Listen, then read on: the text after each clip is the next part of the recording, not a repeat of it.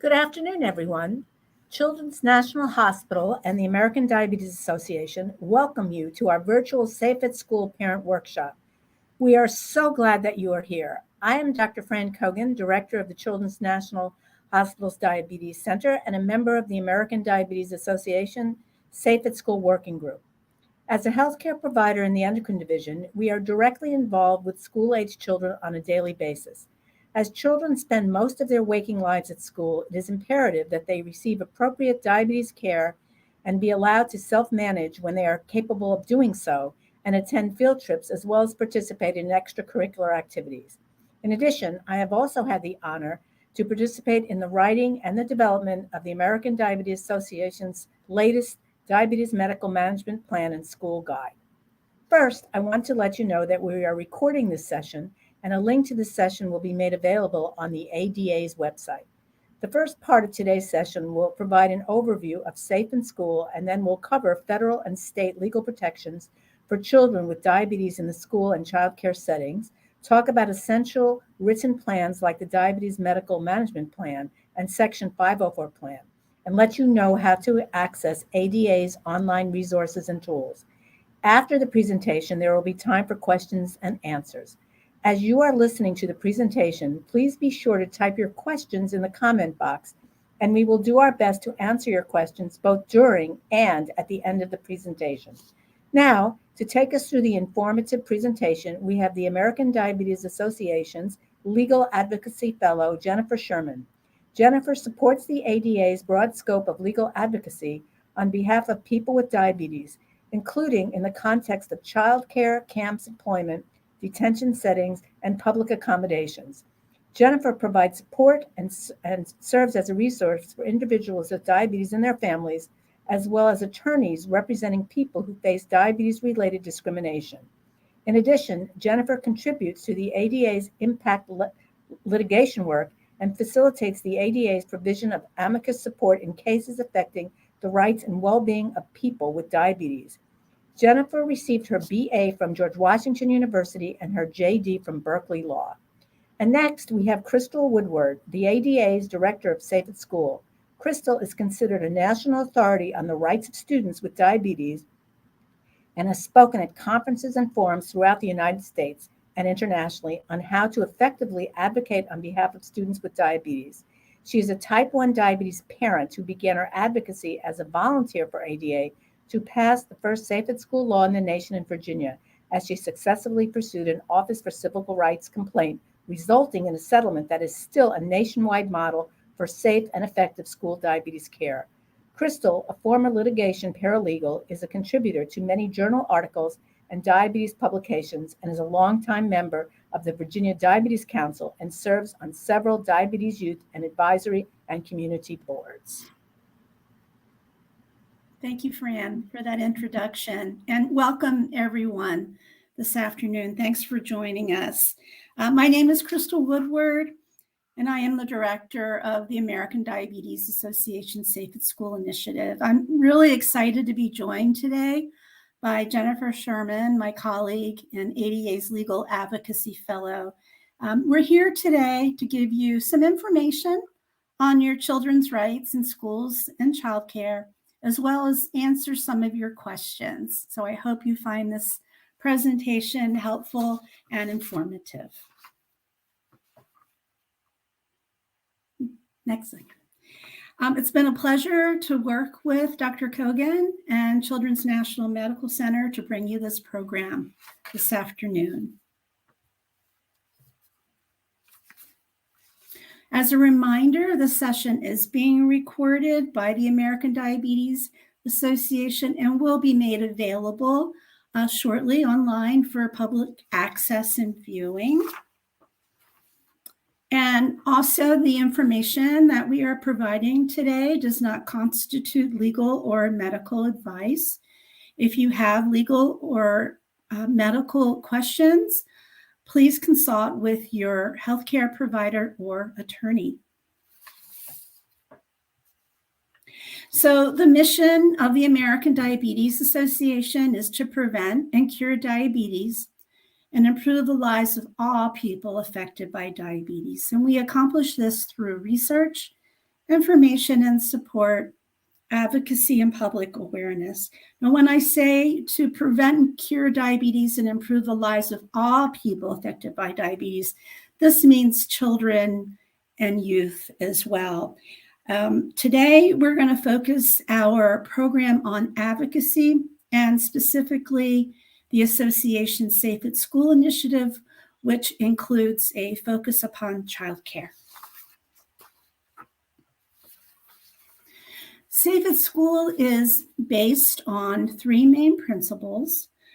First, ADA believes that all school staff members need to have a basic knowledge of diabetes and know who to contact in the event of an emergency. So any school staff members, I would say, who have responsibility, or school staff members who interact with the child, see the child during the day, they should have some basic knowledge. Second, the school nurse is the key coordinator and primary provider of diabetes care. But we know that diabetes care is 24/7, and school nurses cannot be in all places at all times. So it is imperative in states where it's permitted for non-clinical school staff to be authorized and trained to provide diabetes care to students in accordance with their diabetes medical management plan or other written healthcare orders. And third, for students who are able to self-manage their diabetes, whether it be pushing the bolus button on a pump, checking the data on their CGM, or treating a mild low, they should be able to do so anywhere, anytime in the school setting.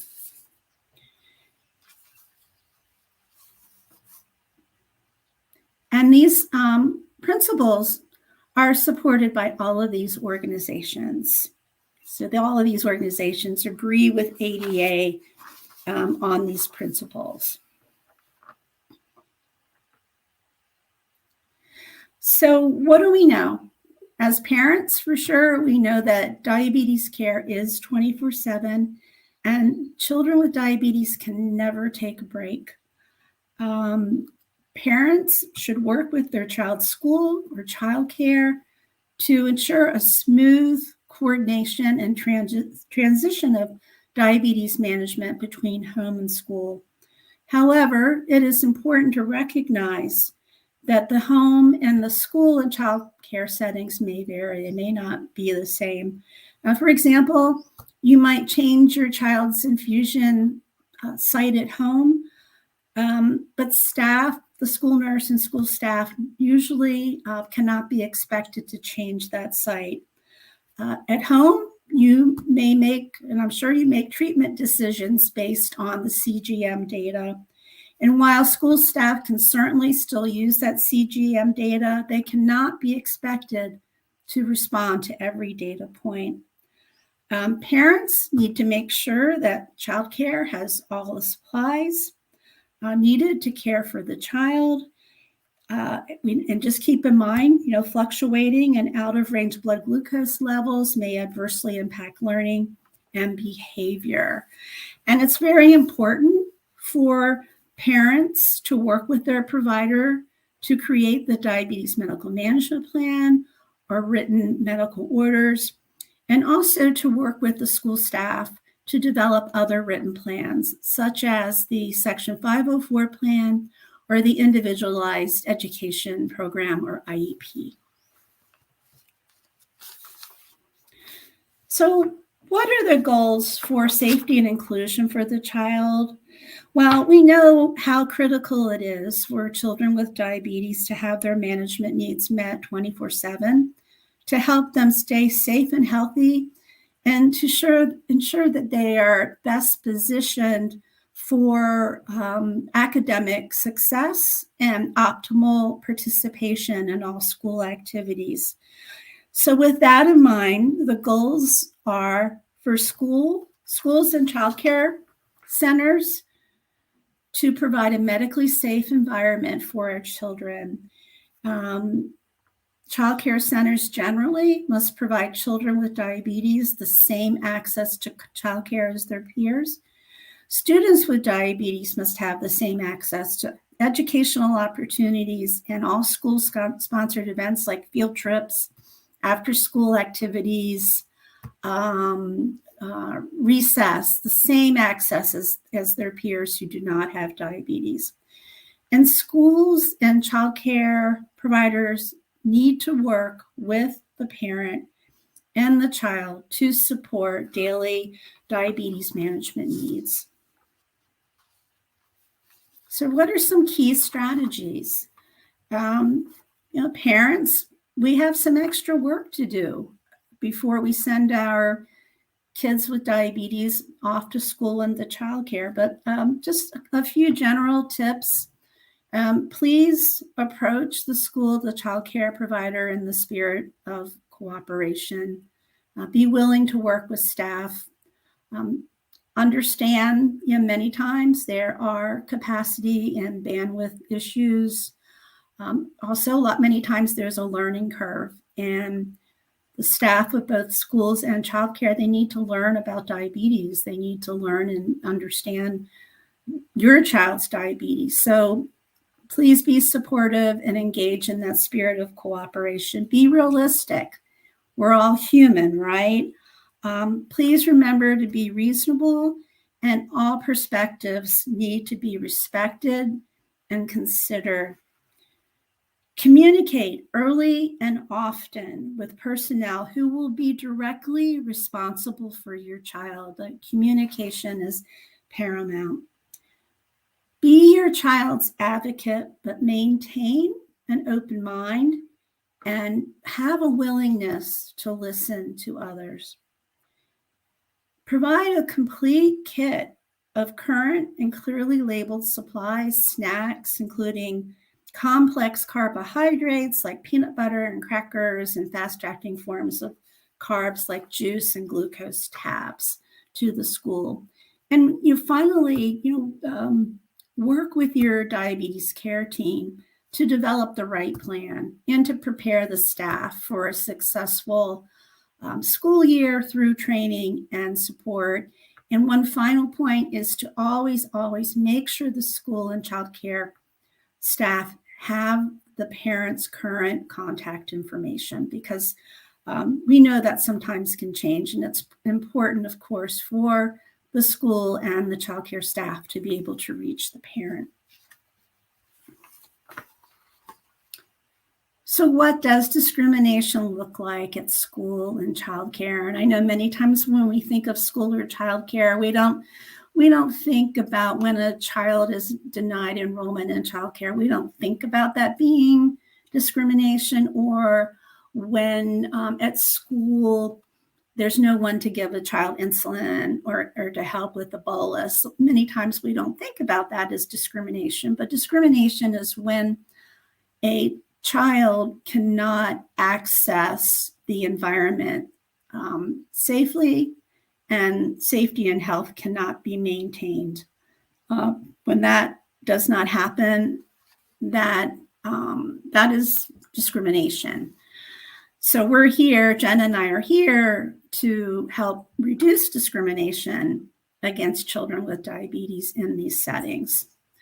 So some examples of discrimination in the school or childcare setting that you may not have thought of.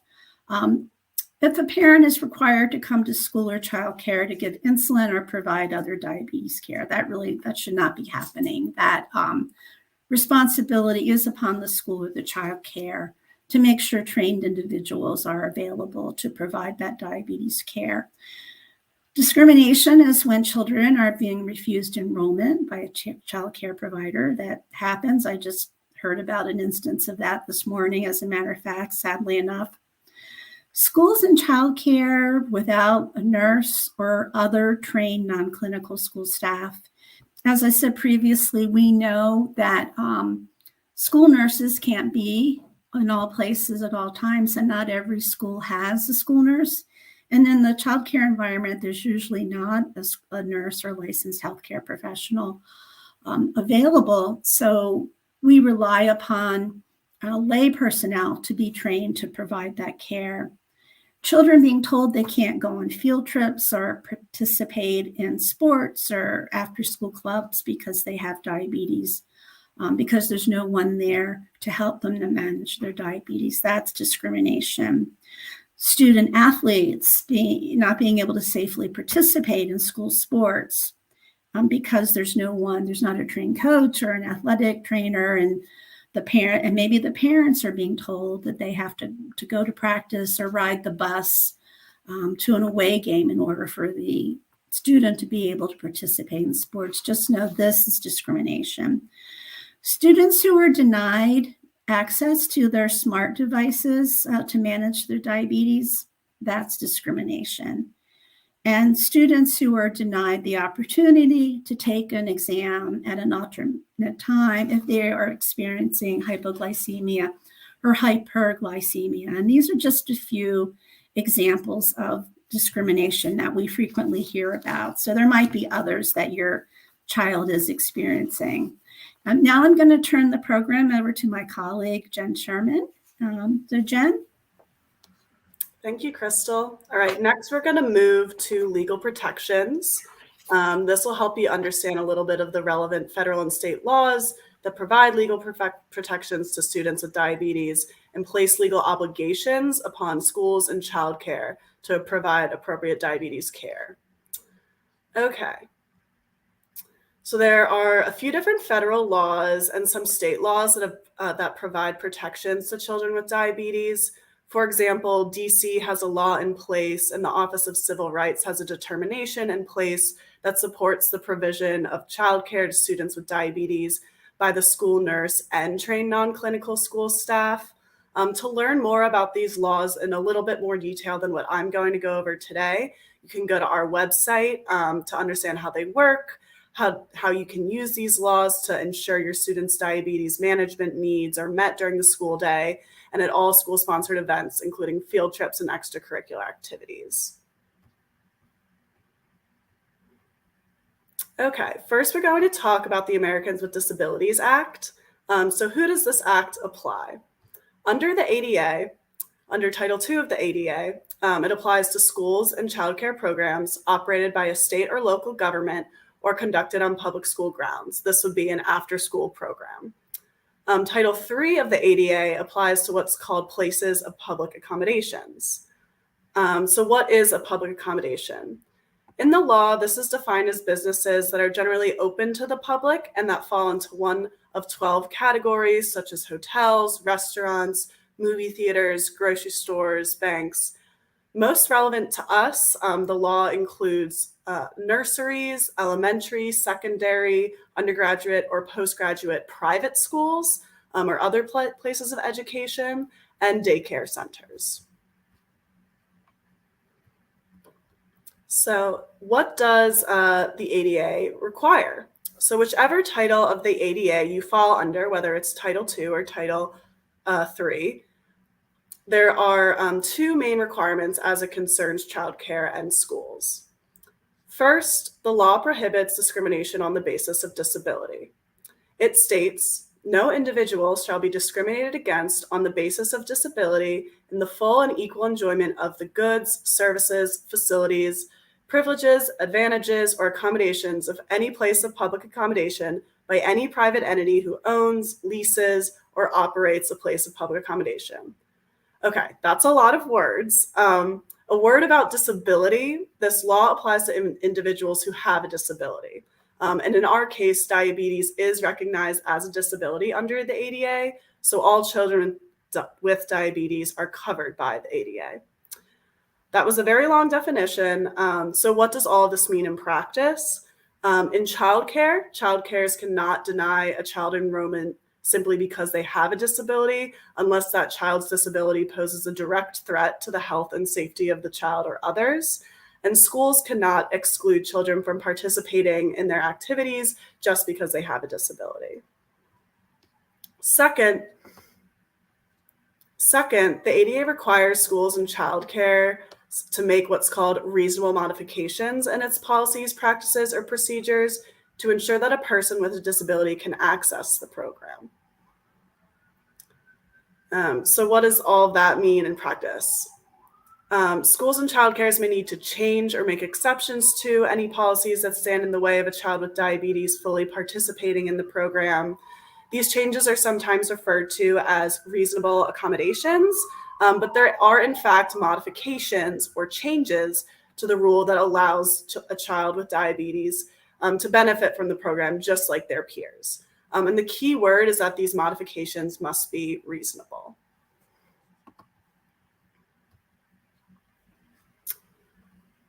The next law, federal law that offers protections is Section 504 of the Rehabilitation Act. And under this law, childcare centers and schools that receive federal funds have legal obligations to provide diabetes care under it. And again, under this law, diabetes does count as a disability because it substantially limits a number of major life activities such as walking, talking, eating, and endocrine function. The major life activity substantially limited does not need to be learning under this law compared to the next law I'm going to talk about. The next law is the IDEA, and this is a special education law. And under this law, different from the 504 law, it must be demonstrated that diabetes or another disability adversely impacts the student's ability to learn and make academic progress. So if your diabetes does adversely and significantly impact your child's ability to learn, your child may qualify for an IEP, which is an individualized education program.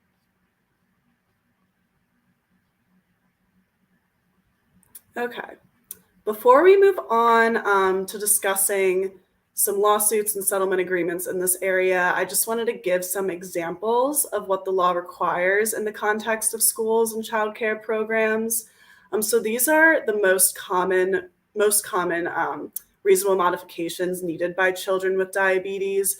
And in the childcare setting, these are especially important for very young children who are not independent in their diabetes management. And even older children will need help from time to time. And all children with diabetes will need help if they experience an emergency.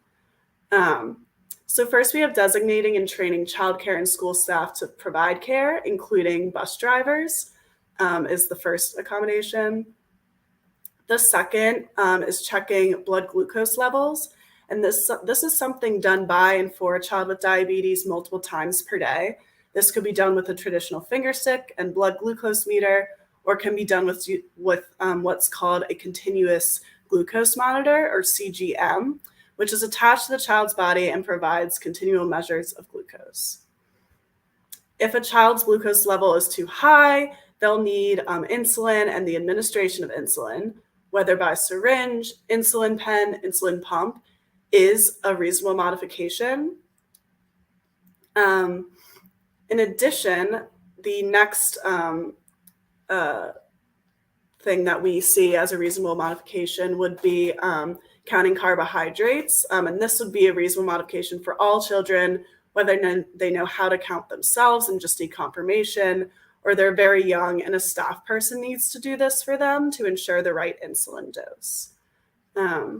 And finally, if a child's blood glucose levels gets too low and they become unconscious or unable to swallow food or drink, administering a life-saving shot of glucagon is a reasonable modification. Okay. Next, we're going to go on to some recent U.S. Department of Justice settlement agreements. So the U.S. Department of Justice, or DOJ, has initiated and resolved complaints against privately operated childcare, camp, and recreational programs that have failed to enroll and assist children with diabetes management needs. And in these settlements, DOJ has stated that childcare programs are places of public accommodation that must give children with diabetes an equal opportunity to participate. And this opportunity should be accompanied by reasonable accommodations. For example, in a recent statement, DOJ strongly stated, no child with a disability should be unlawfully denied access to childcare on the basis of their disability. Simply put, no parent should have to worry that their child will be discriminated against in any way. The department has continued commitment to ensuring that children with disabilities enjoy equal access to childcare services. And on this slide deck and on our website, we have some recent settlements that have happened in the past few years with different childcares all over the country. Next slide. Great. So we have also been working hard on these issues to fight discrimination. We have a lawsuit against the New York City public school system. A little bit of background on this lawsuit. In November of 2018, us as plaintiffs and 3 families of the New York City public school students with diabetes filed a federal class action lawsuit with the U.S. Eastern District Court of New York. And this was against New York City, the New York City Department of Education, Office of School Health, and the Department of Health and Mental Hygiene in New York City. And the lawsuit addresses these New York City's agencies' failures to meet their legal obligations under federal and city law. This includes New York City's schools' failures to provide diabetes care during extracurricular activities, failures to address barriers and undue delays to procedures for students with diabetes to get accommodation through the 504 plan process, and failures to train school nurses and non-clinical school staff to provide diabetes care to students based on their individual needs. We received in January of 2022 a motion for a partial summary judgment on 2 unresolved issues. The first was the failure for defendants to provide diabetes care on field trips. And the second was the refusal to train bus drivers and bus attendants in the recognition and treatment of hypoglycemia, including glucagon administration. Luckily, we have reached a settlement with the school district. This agreement requires the development and adoption of a template plan for students with diabetes based on our American Diabetes Association Model 504 plan. And this will guide schools in preparing to meet the needs of students with diabetes. There's a commitment to that accommodations necessary to meet the needs of these students cannot be denied just based on resources or available funding. You have to be doing this. There's new timelines in place regarding for how Section 504 plans are going to be developed. And there's going to be robust new training for nurses, paraprofessionals, teachers, administrators, bus drivers, and attendants, and other school staff on how to care with a student with diabetes. This training is essential to make sure that this trained staff is available so that student with diabetes can attend field trips, eat with their classmates, ride the bus, participate in sports and after-school activities alongside everyone else in their class. And we'll be monitoring this after approval for a 3-year period, which we are looking forward to. And we definitely think that this settlement agreement is a model for schools nationwide and hope that other schools follow suit. All right, next let's move to state laws and regulations. While all schools must comply with the federal laws that I just spoke about, there are some state law considerations. Some states have nurse practice acts and other laws and regulations that regulate who may or may not provide care to students with diabetes. To add to this confusion, some policies and practices differ within school districts, and some states have developed, school diabetes management guidelines. So there's a lot of moving parts. You can check out our website to see if your state has such guidelines, but it's important to note that regardless of state law, the requirements of federal law must be met. This means that if you live in a state that only allows a school nurse to provide care, then that school nurse must be available at all times, not just part-time. And the school nurse must go on a field trip and attend all extracurricular activities where your child is a participant, not just a spectator. Some states, however, have passed specific school diabetes care laws or changed relevant Board of Nursing regulations to enable trained school staff members to provide care to our children. And you can learn more about these states' laws by going to our diabetes.org/fed laws, which you will see a drop-down menu where you can select your state. Let's go to the next slide. Okay, so we're covering DC, Maryland. Pardon me, one second.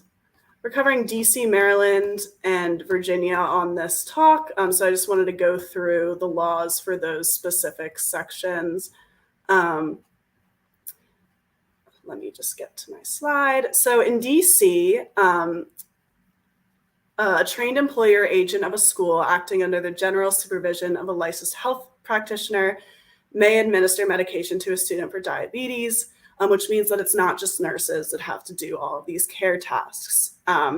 DCPS must complete diabetes care provider training for a sufficient number of staff at each school attended by one or more students with diabetes, and designate at least 2 full-time diabetes care providers, one to be the on-duty one and one to serve as a backup on staff in each school attended by one or more students with diabetes. So this makes sure that someone is always there who can handle a student with diabetes at that school.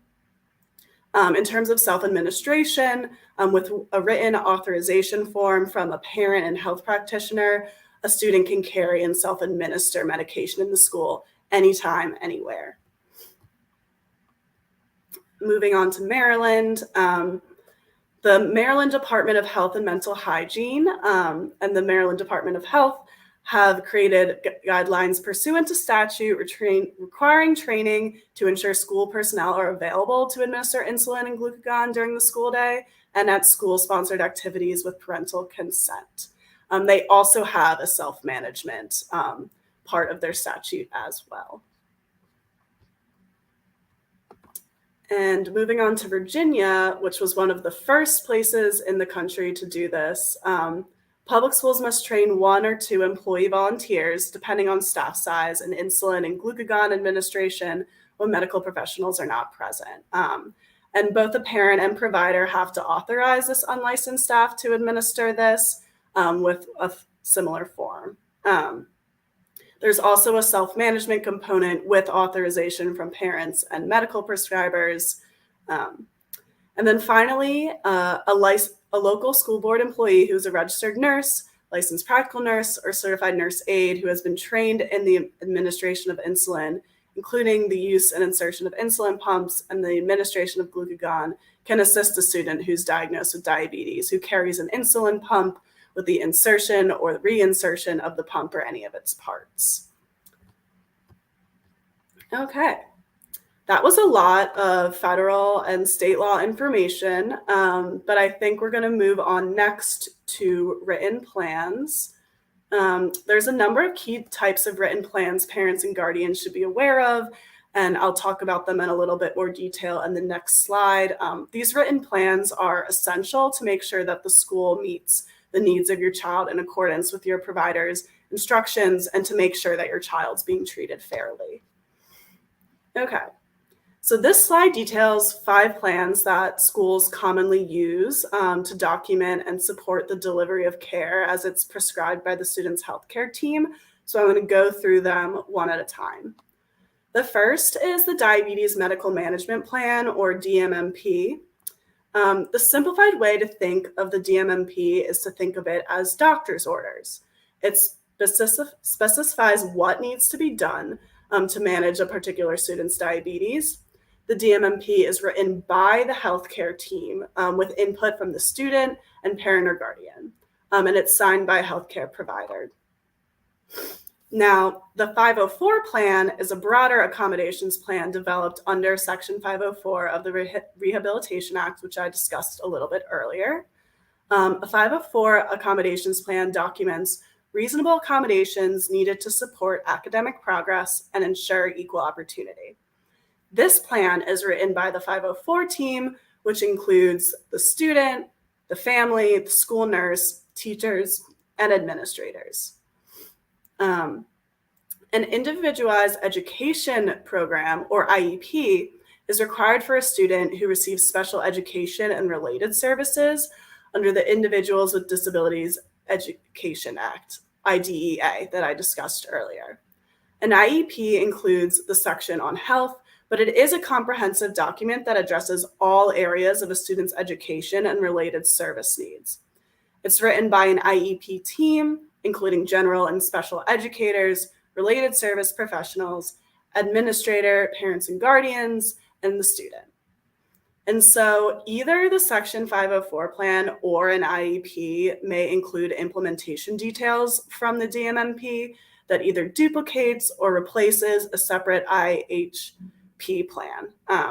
And whatever plan is used, it's vitally important that the school health team takes the time to fully document the specifics of how the DMMP will be carried out in the school setting. A little bit more on the IHP. This documents how the medical management as specified in the DMMP will be implemented across all school-sponsored activities. So this basically translates the DMMP into a plan that works in the context of a particular school building or program. That means it identifies the by whom, when, where, and how that diabetes care task prescribed by the healthcare team will be carried out. The IHP is written by the school nurse, but is developed with input from the school's health team, including the student, family, and other school staff.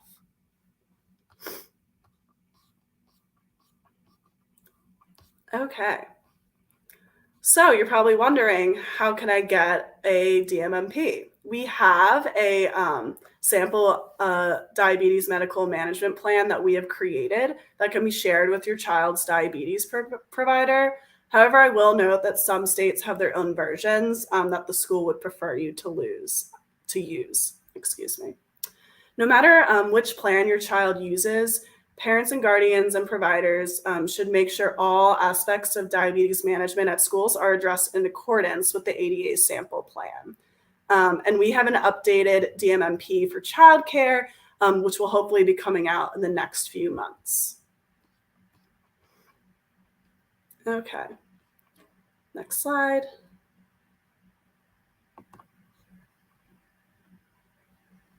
Great. So slide before, couple before.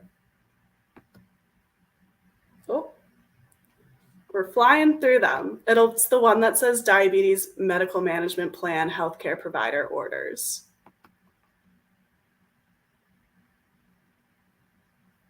It was right after the DMMP.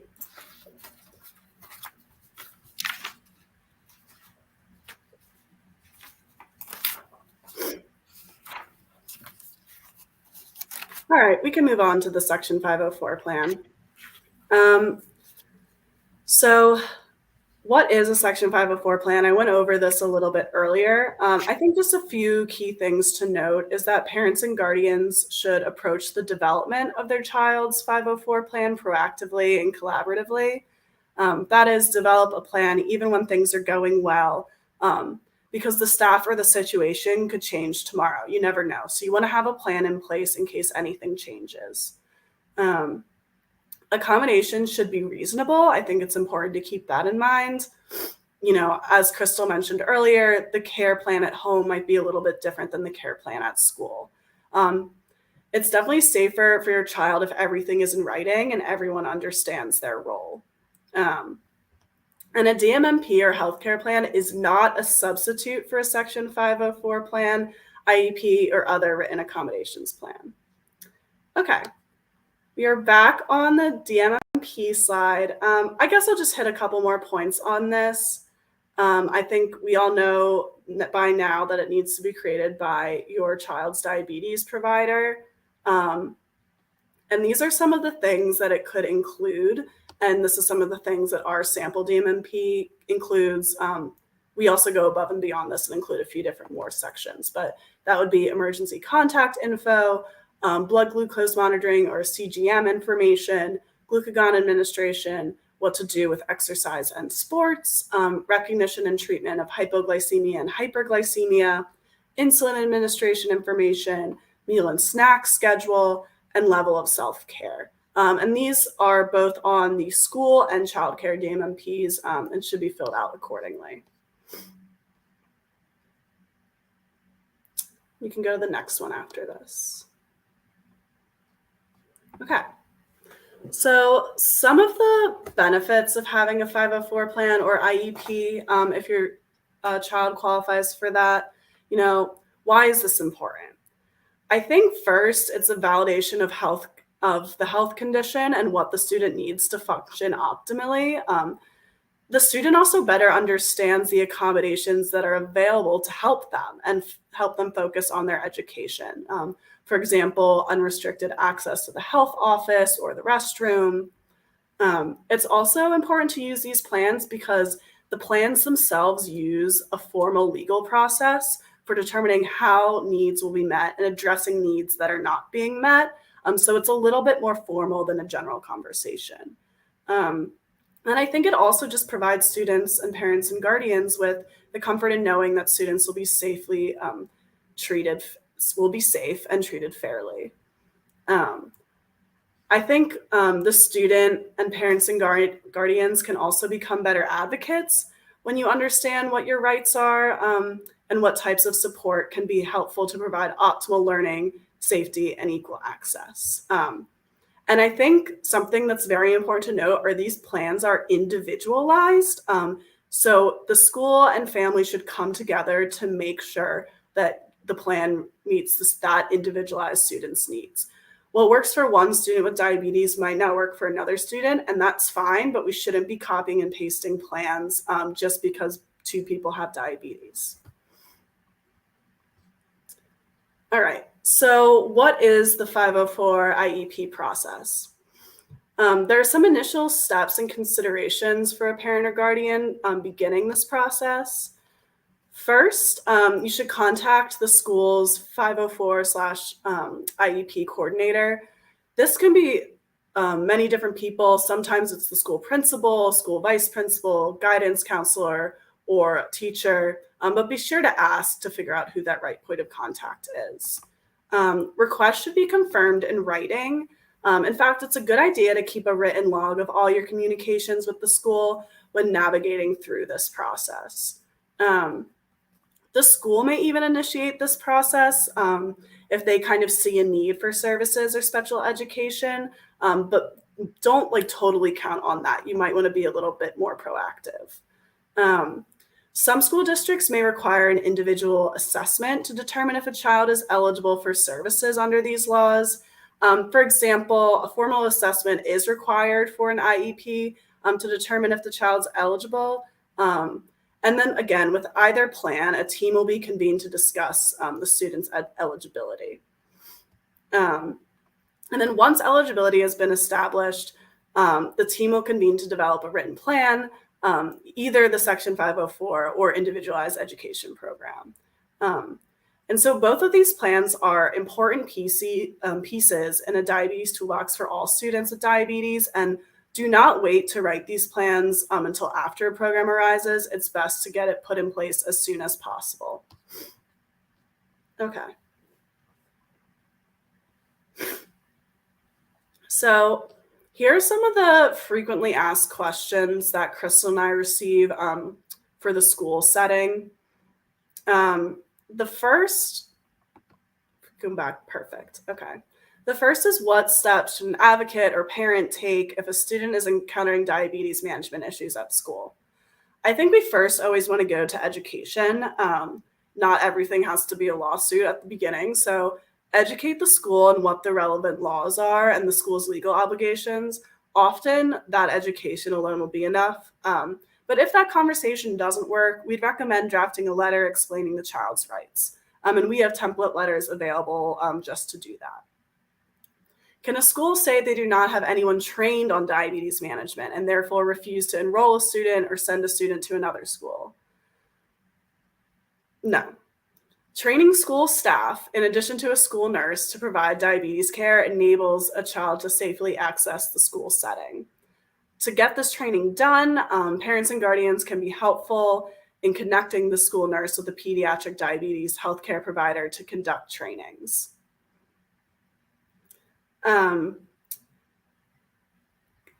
Next question. Can a school refuse to allow a student with diabetes to go on a field trip if a parent or guardian chooses not to come along? Again, no.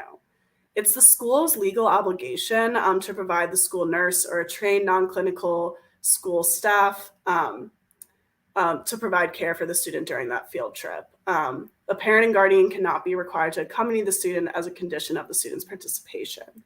And if you have any other questions on this, feel free to start putting them in the comments section, and we'll get to them towards the end of our presentation. We have similar FAQs for childcare, which you can see on the screen. What steps should you take if a childcare center says they will not admit a child with diabetes? Again, education first on what the law says. If the conversation doesn't work, we have a letter. And we can always help you out on next steps if needed. Can a childcare center say they do not have anyone trained on diabetes management and therefore reject a child? Usually getting a staff member trained is a reasonable accommodation under the ADA, and that's what a lot of those Department of Justice settlement agreements say. And again, you can be helpful by connecting the staff with a medical professional to do the trainings. We also hear a lot questions about childcare and licensing. They're not licensed to administer insulin and therefore reject a child. Obviously, licensing requirements can vary per state, but we've found that state law may provide an exception to a typical administration of medication licensing requirements for a doctor's order. So there's definitely more resources and potential for workarounds in that area. All right. I'm going to hand it back to Crystal to go over some of the resources we have. Thanks so much, Jen. That was a lot of really great information and explanation of the laws. And I would just encourage everyone, because it was so much information, to be sure to go to ADA's website at diabetes/safe@school to access federal and state laws and to access all of our great resources about how to keep your child safe at school. And I'm going to go through a couple of those resources right now. You advance the slides, please.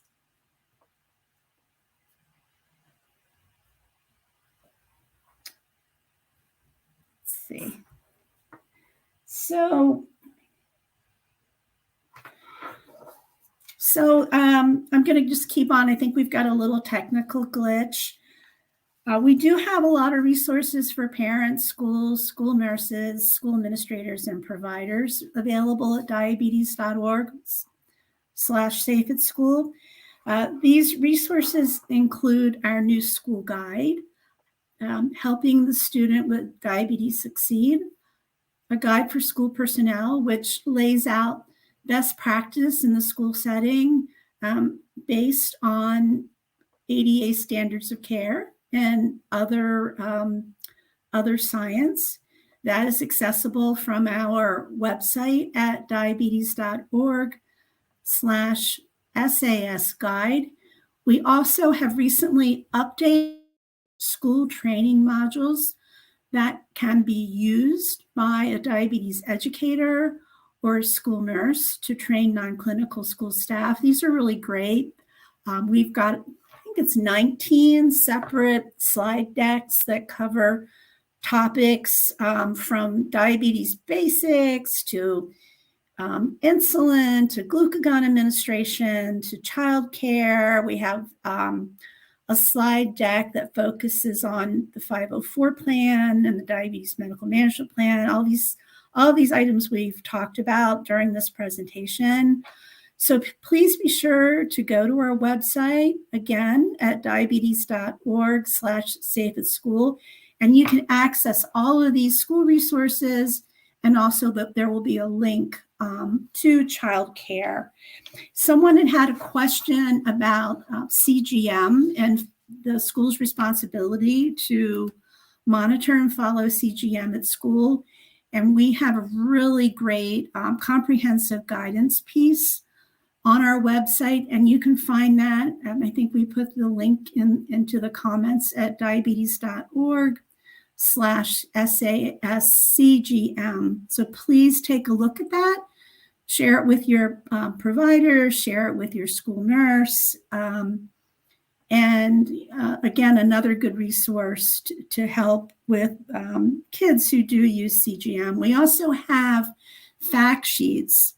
We had a question about field trips and school's requirement that parent has to go on a field trip in order for the student to participate. And as Jen just mentioned, parents do not have to go on field trips. That cannot be a condition of a child's participation in a field trip. So again, we do have these fact sheets on our website that deal with various diabetes management issues and access and participation issues that you can find again from that main page, including field trips, and just a wealth of training resources.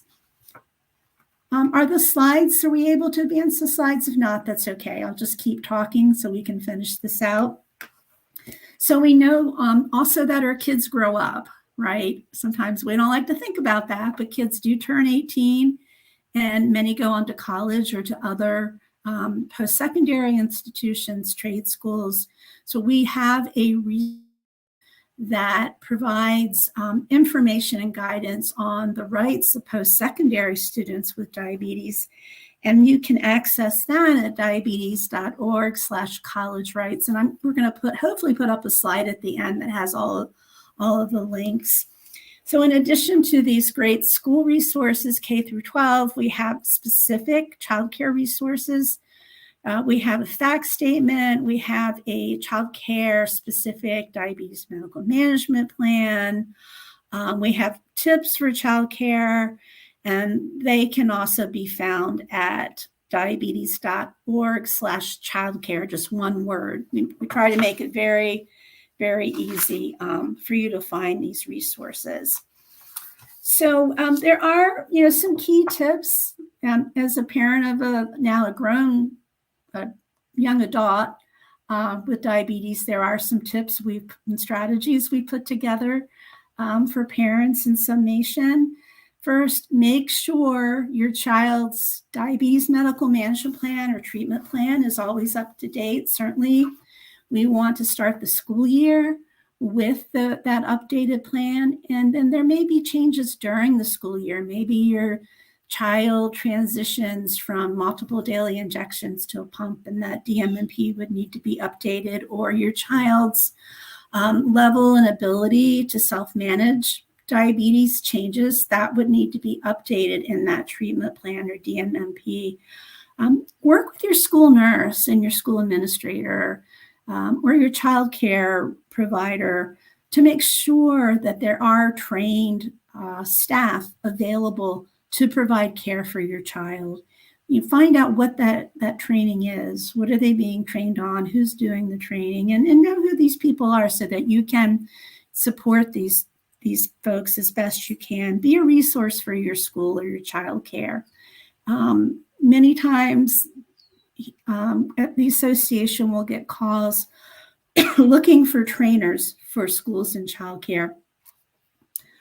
You as a parent are a great, and you could connect your school nurse or child care provider to your child's diabetes practitioner. That's often how we get training into the school and the child care environments.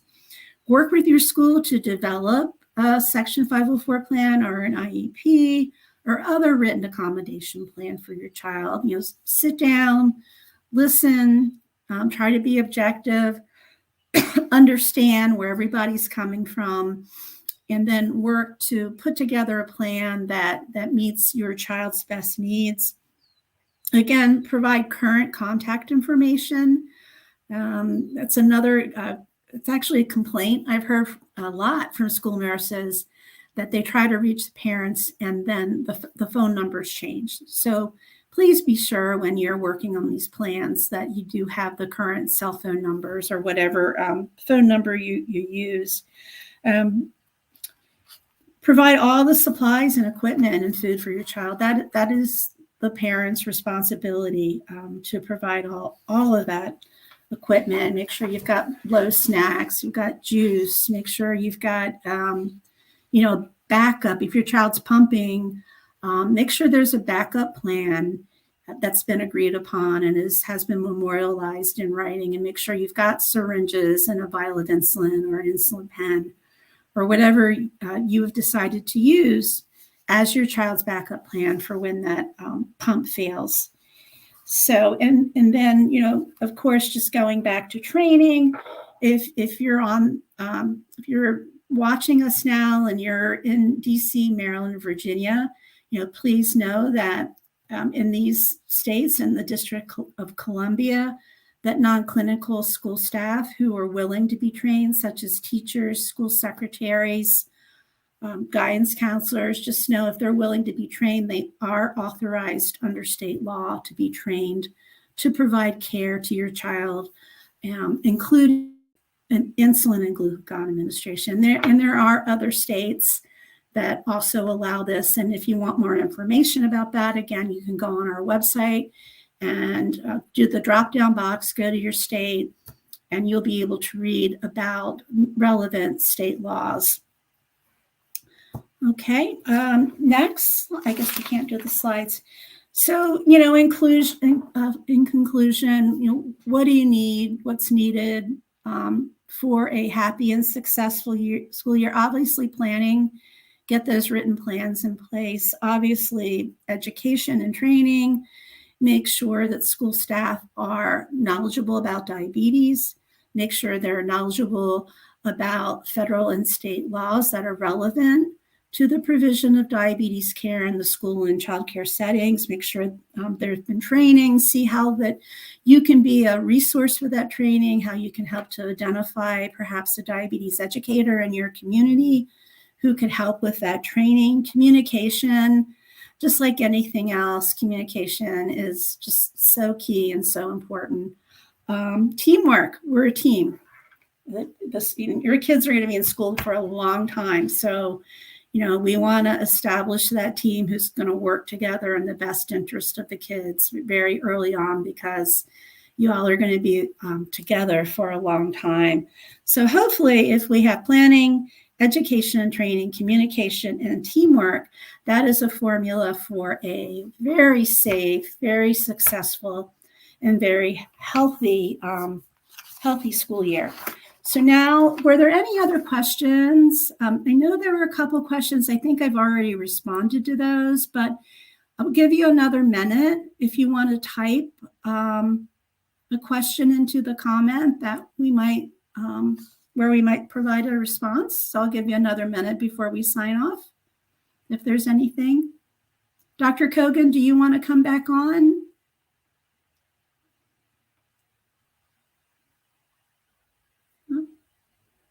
Any questions? Well, if you have questions later, we're certainly here to help you, to answer your questions, to provide guidance and information, to make sure that your child's diabetes needs are met in the school and childcare settings. You can give us a call at 1-800-DIABETES. You can email us at askada@diabetes.org, or you could go to our website for more information. We have just a wealth of information on our website, and we continue to develop and post new information all the time. So please check back frequently. And any final comments? Dr. Kogan, Jen, anything else you would just like to add before we close out the program?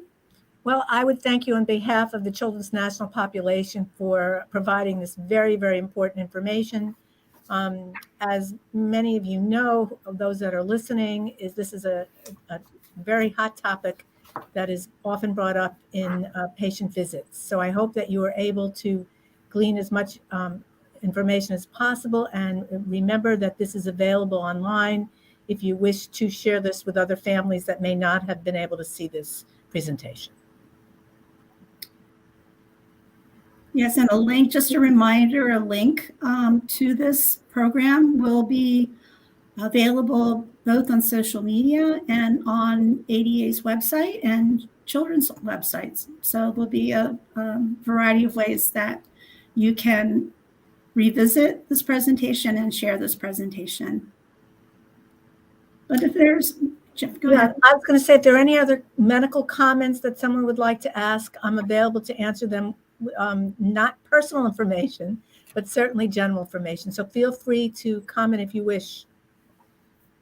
And we'll give one more minute, and then we'll wish everyone a happy St. Patrick's Day weekend.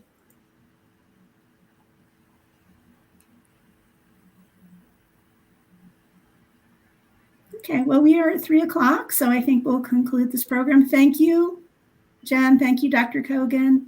And thank everyone for joining us today. Bye-bye.